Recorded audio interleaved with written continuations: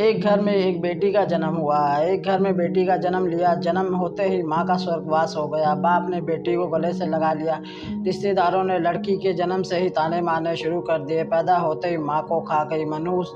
बाप ने कुछ नहीं कहा अपनी बेटी को। बेटी का पालन पोषण शुरू किया। खेत में काम करता और बेटी को भी खेत ले जाता। काम भी करता और भाग कर बेटी को भी संभालता।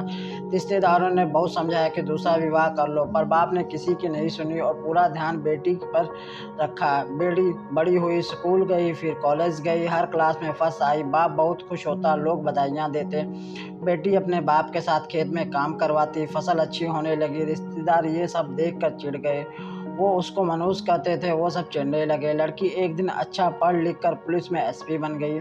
एक दिन किसी मंत्री ने उसको सम्मानित करने का फैसला लिया। समागम का बंदोबस्त करने के आदेश दिए। समागम में उनके ही गांव में रखा गया। मंत्री ने समागम में लोगों को समझाया कि बेटा बेटी में फ़र्क नहीं करना चाहिए। बेटी भी वो सब कर सकती है जो बेटा कर सकता है। भाषण के बाद मंत्री ने लड़की को स्टेज पर बुलाया और कुछ कहने को कहा। लड़की ने माइक पकड़ा और कहा, मैं आज जो भी हूँ अपने पिता बाबुल की वजह से हूँ। जो लोग के ताने सहकर भी मुझे यहाँ तक ले आए, मेरे पालन पोषण के लिए दिन रात एक कर दिया।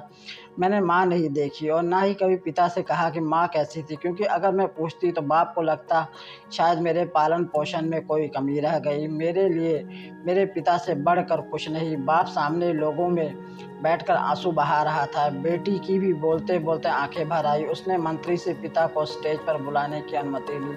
बाप स्टेज पर आया और बेटी को गले लगाकर बोला, रोती क्यों है बेटी? तू तो मेरा शेर पुत्र है। तू ही कमज़ोर पड़ गया तो मेरा क्या होगा? मैंने तुझको सारी उम्र हंसते देखना है। बाप बेटी का प्यार देखकर सबकी आंखें नम हो गई। मंत्री ने बेटी को गले में सोने का मेडल डाला। लड़की ने मेडल उतार कर बाप के गले में डाल दिया। मंत्री ने बोला, ये क्या किया? लड़की बोली, मेडल उसकी सही जगह पर पहुंचा दिया। इसके असली हकदार मेरे पिताजी हैं। समागम में तालियां बज उठी। यह सुन लोगों के लिए सबक है, उन लोगों के लिए बेटियों को चार दीवारी में रखना पसंद करते हैं। ये कहानी तो मात्र एक माध्यम है आप सभी लोग तक आने का। क्या इस कहानी को सुनने के बाद भी आप सभी लोगों को लगता है बेटियां माँ बाप पर बोझ होती हैं? हमारे समाज की सोच देखिए।